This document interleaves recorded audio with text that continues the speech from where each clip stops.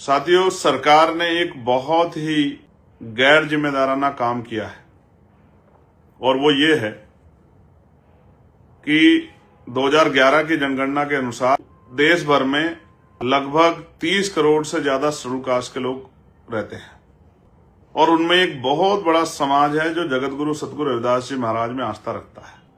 उनको मानने वाले लोग कश्मीर से लेकर कन्याकुमारी तक है। उनकी बड़ी आबादी कश्मीर में है, पंजाब में है, हरियाणा में है, दिल्ली में है, राजस्थान में है, मध्य प्रदेश में है, यूपी में बहुत बड़ी आबादी है, उत्तराखंड में है, हिमाचल में है, बिहार में है, झारखंड में है।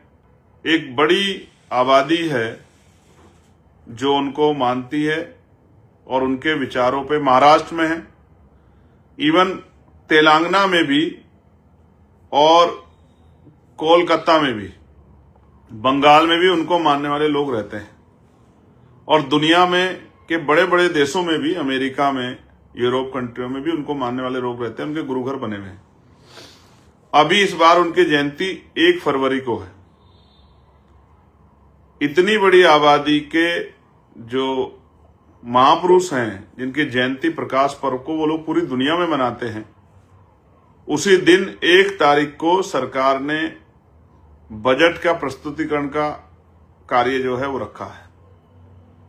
और कई सरकारों ने पिछली बार मेरे आपत्ति करने के बाद, मेरे कड़े विरोध के बाद और मेरे धरना प्रदर्शन की घोषणा के बाद गुरुजी की जयंती पे प्रकाश पर्व के अवकाश की घोषणा की थी। उत्तराखंड, उत्तर प्रदेश उन्हीं में से जुड़े हुए राज्य हैं, दिल्ली। लेकिन इस बार केंद्र सरकार ने उसी दिन जो है बजट प्रस्तुतिकरण का कार्यक्रम रखा है। आप ये समझिए, क्या इतने बड़े समाज की भावनाओं का सम्मान नहीं होना चाहिए? क्या जवाब है इसका प्रधानमंत्री जी के पास? क्या जवाब है सांस्कृतिक जो कार्य मंत्रालय देख रहे हैं उनके पास, मंत्री जी के पास? क्या जवाब है इस पूरी सरकार के पास, राज्य सरकारों के पास? आपने जगत गुरु सतगुरु रविदास जी महाराज जी की प्रकाश पर्व पे अवकाश घोषित नहीं किया। मैं ये पूछना चाहता हूं, कल उनकी पीढ़ियां जो हैं, जो उनकी आने वाली नस्लें हैं या जो उनके छोटे बच्चे हैं, वो अपने कल्चर को, अपनी सांस्कृतिक विरासत को जानना चाहते हैं, अपने धार्मिक स्थलों पे जाके जो है गुरुजी की जयंती मनाना चाहते हैं। हालांकि आपकी सरकार में नई परमिशन तो नहीं हो रही। मैंने आपको लेटर भी लिखा उत्तर प्रदेश के मुख्यमंत्री जी को, आपकी सरकार में नई परमिशन नहीं हो रही है, नई परमिशन नहीं दी जा रही है कि आप अपनी धार्मिक जो है कार्यक्रम को सफल बना ले। ठीक है, वैसे तो आप बड़ी हिंदुत्व की बात करते हैं, कहते हैं हम सब लोग भाई हैं, लेकिन आपकी सरकार कोई किसी भी नई परमिशन को अलाउ नहीं कर रही है। हजारों जगह पे लोग अपने धार्मिक कार्यक्रम को, गुरुजी की जयंती को मनाना चाहते हैं, लेकिन आपने उसी दिन बजट प्रस्तुतिकरण का कार्यक्रम रख के आपने इतने बड़े समाज को नीचा दिखाने का काम किया, उनकी आस्था पे चोट करने का काम किया। सरकार ने अगर आने वाले दिनों में अगर इस पे फैसला नहीं लिया तो इसके परिणाम अच्छे नहीं होंगे। मैं सरकार को ये बताना चाहता हूं, किसी भी कीमत पे जगत गुरु सतगुरु रविदास जी महाराज को मानने वाले लोग जो अपने परिवारों के साथ रह के अपने जो है धार्मिक कार्यक्रम को करना चाहते थे, उनके मन पे जो आपने चोट पहुंचाने का काम किया है, ये अच्छी बात नहीं।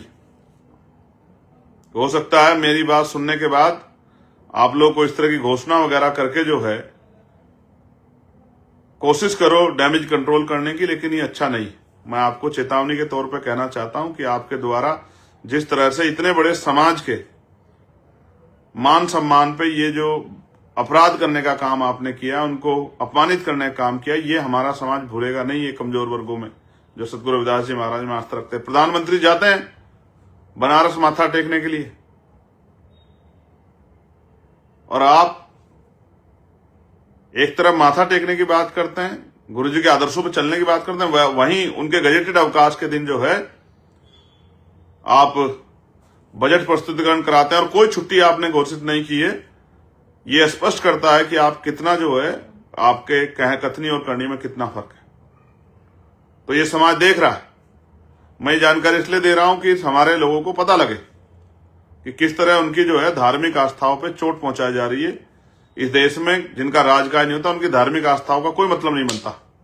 ये बात बहुत समझने की बात है हमारे लोगों के लिए। और मैं अपने समाज के बीच में जा जाके बताऊंगा इस बहुजन समाज के बीच में किस तरह जो है सदगुरु रविदास जी महाराज की जयंती पे इस सरकार ने हमारे इतने बड़े समाज के मान सम्मान को ठेस पहुंचाने का काम किया। मैं आपसे भी अपील करता हूं, जहां आप लोग उस तरह कार्यक्रम करें, नशे से दूर रहें। और ये जो इधर नृत्य कार्यक्रम आप लोग करके जो है ये तो एक तरह का कार्यक्रम करना नहीं हुआ, महापुरुषों को धोखा देना हुआ।